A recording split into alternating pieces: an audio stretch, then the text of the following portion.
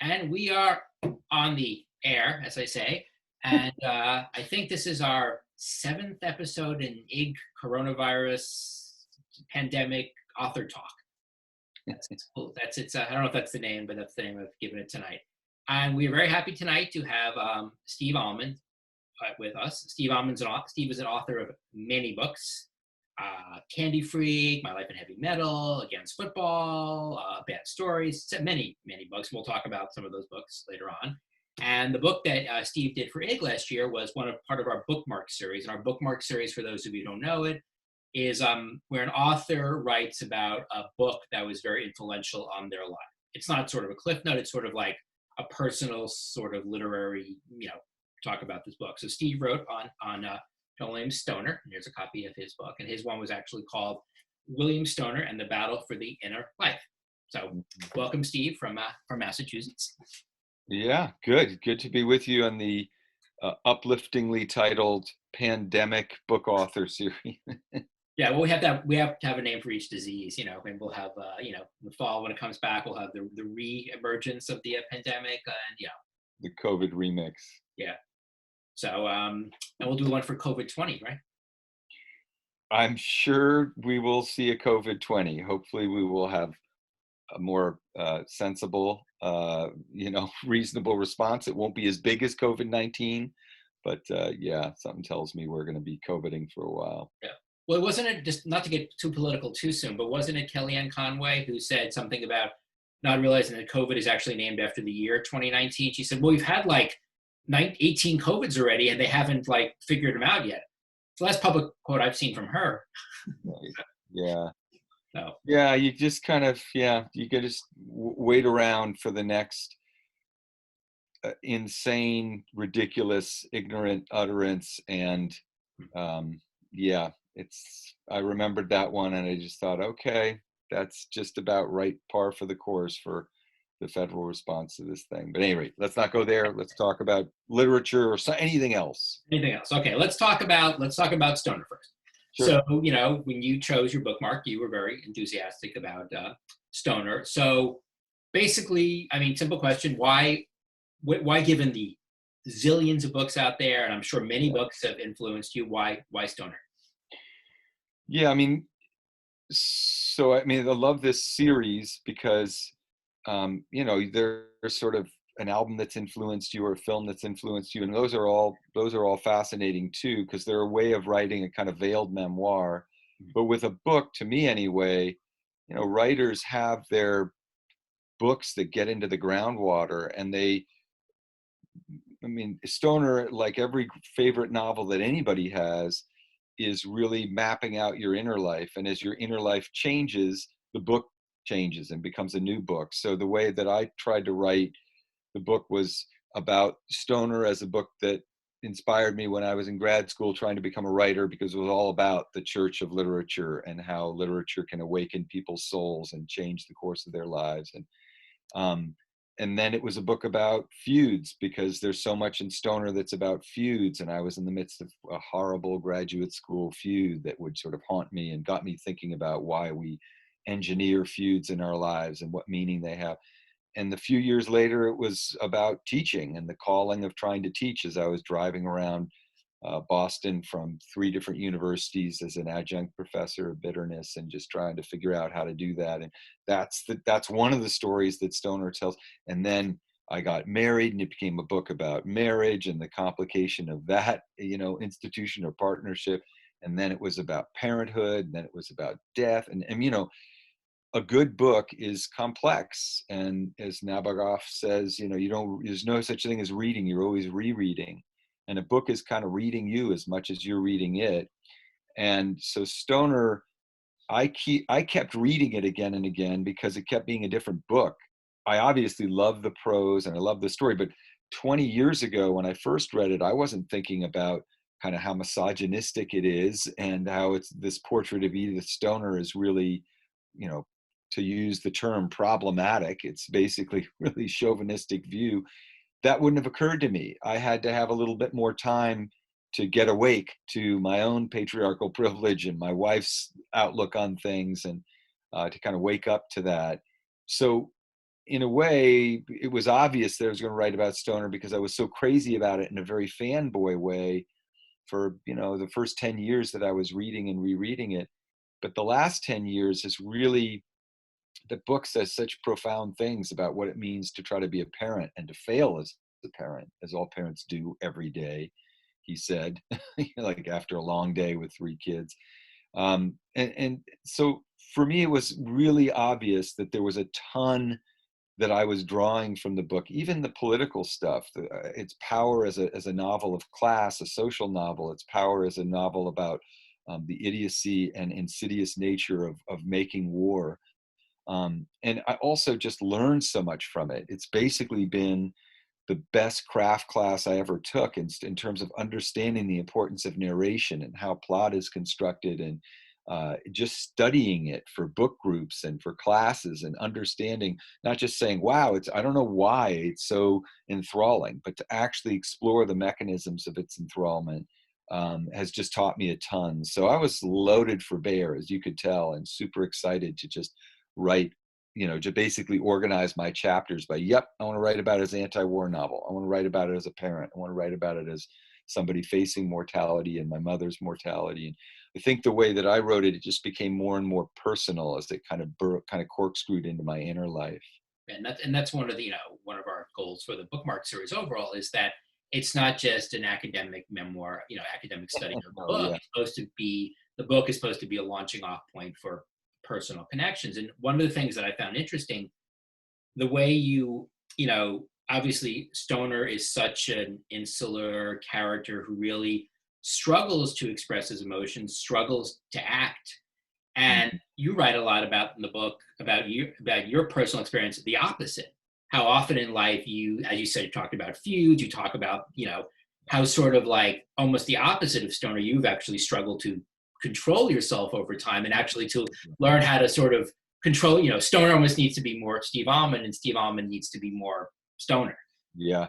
No, I completely agree. I mean, part of the thing that I admire about Stoner, and maybe it's a profound point you're making, because I'm the kind of big, messy emotionalist who's always, in a way, overbearing emotionally. I mean, I mean well, but it's too much. And I see it all the time with my kids and my wife and my friends. It's like, uh, um, and Stoner, in a way, it is very self-contained.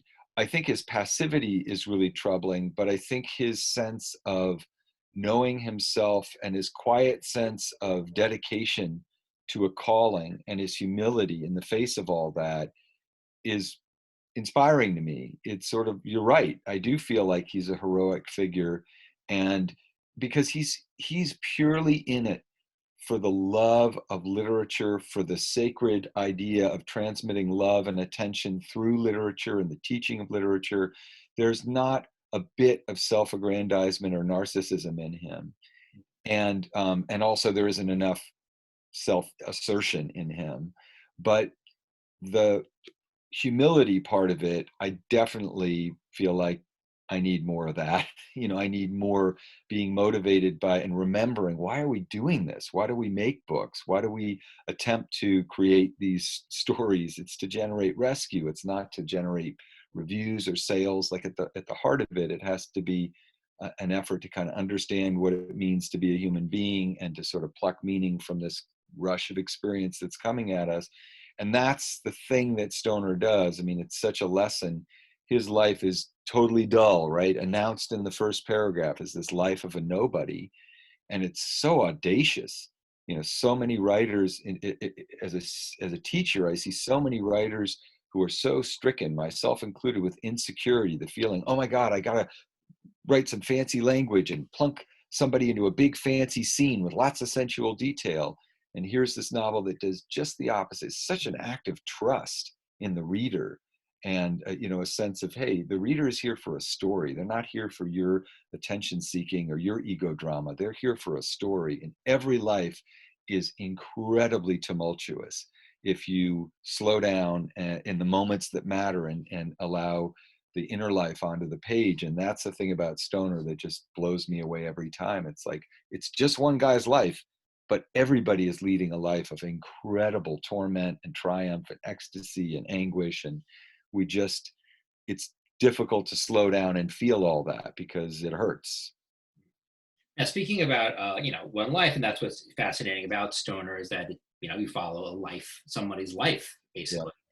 And so you've been writing, for most of some long, most of your life, and you've been published for 20 years since your first book was published. Is that about 20 years? Something Yeah, longer? it is. Wow.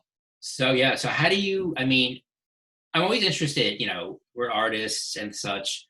How do you look back now on some of your, like if you look back at a, Candy Freak or something like that, like, are you able to look back at older works of yours and be like, yeah, I did a pretty good job there? Or do you look, or you're just like, I don't want to even know about it. I don't want to look at it. That was me 15 years ago and I'm a different. Yeah, it's a great question. I mean, I think honestly, I might look at some of the decisions that I made and say, um, yeah, I might have done it differently, but I do appreciate the person at that point in their life who was trying. If I look back at a story in my life in heavy metal with Evil BB Chow, which were written, those stories were written, a couple of decades ago. I might not sign off on every decision, but I see an artist struggling to make meaning and to make a story. The one thing that I would say is that I would look at, like, there's certain things I wrote about in the Stoner book, such as really the inner workings of my marriage, that I can see a much more glib version, or the experience of being a parent. I can see, like in an essay collection, not that you asked, that I offered a kind of funny, clever, much more glib version of what were really, when I now look at it, 10 or 15 years later, really complicated, painful moments. And I think I would write those differently, not because I don't believe in writing stuff that's funny and lively and maybe a lighter take on things, but because, sort of following Stoner as an example, like, it's kind of a race to the truth. And cleverness is, charm is always kind of a racket, right? The Saul Bellow line. And so I could feel in certain pieces me trying to charm the reader rather than get at the truth, and sort of gloss over certain experiences that I probably didn't even fully understand. I mean, I clearly definitively didn't understand what it meant to be a parent when I wrote this piece. It was like, how I killed my child, 10 ways I killed my child in her first 72 hours of life. And I get it now, and I can look back and go, that's funny. And oh yeah, I remember that in the hospital and all this anxiety I felt. But I now look back at that entire era and it's like, I don't think I would write it that way. I don't think I would be that glib about it. So The kid stuff is hard having two kids myself. It's like, yeah, it's funny. Like before I had my first, child 10 years ago, kid stuff, like I can't say it meant, much to me. And now like anything about a child is just like, I can't, because I just immediately put my kids' faces or my kids, well, what if that happened to them or what if this happened to them or whatever. So yeah, but I think overall, when we're younger, our emotions are not as fully developed. We haven't experienced much. So yeah, things that I had a similar, you know, personality of glibness and and when I was younger and now while I still have some of it, yeah, I don't, you get, your emotions get more developed, more advanced, you experience more things. So the way you feel, at 50, you don't feel at 30. And, obviously as an artist, the way you write things at 50 is very different than the way you write it at 30. But it's nice that you can at least look back at your stuff and not be like, oh, you can look back at sort of that artistic development. That's nice. You can look back at that artistic development and say, okay, that was just me at 30, but I was becoming the person I am now, rather than just like, I don't want to see that at all. Well, it's interesting. I mean, in the end, people talk about Stoner's very depressing book because he has such a difficult life. I think, as I write in the book, I think a lot of that subconsciously is him kind of punishing himself for leaving his family, leaving his class, daring to have a bigger life of the imagination, of the mind. But really, to me, Stoner has like the happiest ending in literature, in the sense that there, as I write about, and I still think of it very profoundly, and when I hear from readers, they often connect to this of that moment when he's dying in the last days of his life, and he's thinking, as we all do, about how other people would look at us and how they would look at our life. And he recognizes that objectively, he's had a life that others would look at as a failure. Not many friends, a terrible marriage, one love, which he gives away, a kind of middling teacher who's kind of bullied around for most of his career, won't be remembered. And then he has that wonderful moment of grace after so much suffering, where he says he kind of is trying to remember what he was thinking about in that moment of self-loathing. And then he says he was thinking about failure as if it mattered, seemed mean and unworthy of the life he had led. And I think, oh my God, let me get to where Stoner is. Let me get to that point. I mean, it's in the end why I keep rereading it, because it's trying to say, hey, your job in life, in addition to loving your people, and is to esteem who you are and what you've done, to know yourself. All the rest of it's kind of window dressing, or is some effort to sort of replace that goal with something that's more immediately gratifying, or maybe simpler to achieve. But that's really the goal. And Stoner dies knowing that, and having had a mom who I don't think fully felt that. I don't want to go out that way. I want to go out esteeming what I tried to do. Not that it's great, perfect, but just look back at it with some fucking forgiveness, and esteem for, like, oh, that guy who wrote that was trying his hardest as well as he could do at that time in his life. Okay, well, that's great. I think this probably is a good place to end, because we could go on forever. We could. Like a 2 hour, or if we could be a 2 hour, 2 hour pandemic interview and things. So I want to thank you, Steve, for taking out some time with his busy child life. I said he has three. I only have two, so he's much worse. And he's on his own for this week, so it's it's even harder. I don't know. Send help. I thought the message is send help. I thought you'd pop up with, like, being tied up and a child would be sort of hanging from the ceiling and things like that. So, hey, and they're all asleep now? They're not. In fact, it would pop up and I would be hanging from the ceiling. The children would have figured that out. But no, everything's going, everybody's healthy, and that's the big deal. So I hope that is the best. You do value, people talk about being isolated. I have not found it that hard, because overall, and I think, yes, because you do start, instead of sort of looking at skipping days, we look forward, well, I got to do this next week, I'm going to do this next month, I have to do this. You really do kind of enjoy each, not just appreciating them, but you just kind of look at, like, tomorrow. You almost look at time on a very, really in the present. You really look at what you do. It's like, kind of simplified. It's simplified. It's to me, like, I saw this stat that there's much less. The carbon emissions have gone down like 20%. You can see the sky. All that driving around that we were doing, all that zooming, all those different places. A lot of that honestly feels like kind of late capitalist filigree, and I'm okay with some of that being wiped away, because grow some goddamn gardens, and stop traveling around in our cars all the time. The disease pandemic part of it, not great. The lack of social contact, the social mistrust, the way it's being kind of weaponized by the usual suspects, all that's terrible. And certainly people who are sick, or who have been out of work and struggling all that's awful. But kind of slowing down the great machine of late model capitalism, that I'm all for. I think it's kind of a wake-up call, so I hope it sticks. Hope so too. That is the good, if there is a good part to a global pandemic, that is. All right, so again, Steve's book on IG was William Stoner and the Battle for the Inner Life. It is available wherever books are sold.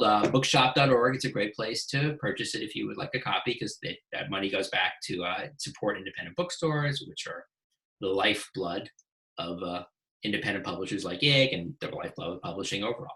Okay, thanks a lot, Steve, and have a good night. You too. Stay safe. You too.